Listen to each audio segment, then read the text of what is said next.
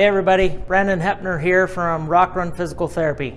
Today what I wanted to do is just shoot a short video to kind of explain to you what exactly a total knee replacement surgery is, what it consists of.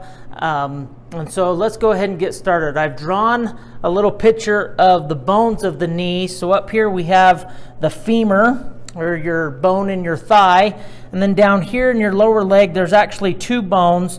One of them's on the outside of the lower leg and is not really weight bearing. It's called your fibula. And then here in the middle we have your tibia. You don't have to know those fancy names of the bones. So basically what a total knee replacement is they replace or repair the weight bearing surface of that joint. So they go in and surgically they remove the weight bearing surface of the top bone and the weight-bearing surface of the bottom bone, and they replace that with some sort of foreign material, titanium, porcelain. There's different implants out there, and they replace that. Typically when they replace that, it kind of comes down into the bone, so they seat it down into the bone. And then the same thing up in here, it kind of gets seated up into the bone. And now, instead of having an arthritic and painful joint line, you have that replaced with some sort of foreign material, okay?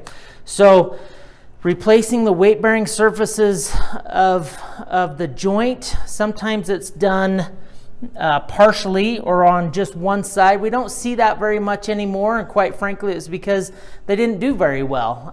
So the doctors would do just one side of the joint with the thought that the rehab and the pain would be less, and it really wasn't.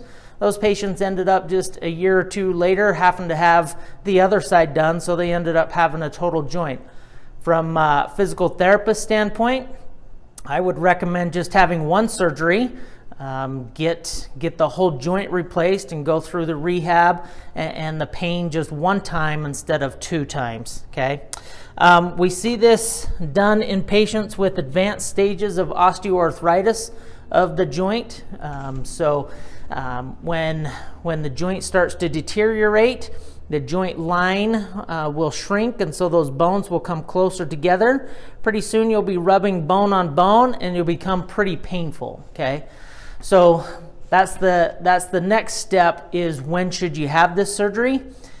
Basically, when everything else has failed, when conservative treatment has failed, physical therapy, exercise, injections, all those things aren't giving you enough relief to live your life to the fullest and how you want to live your life, then it's time to think about having a major surgery like a total knee replacement. The recovery is usually several months, depending on the person, but usually several months, and we can get you back to moving and walking and doing everything that you want to do. Usually you're up walking within a couple weeks, but that pain and that motion and that strength takes some time to get back. So that's basically what a total knee replacement surgery is. Replacing the weight-bearing surfaces of the joint. It's done in people with advanced stages of osteoarthritis and really should be the last resort after conservative treatment has failed.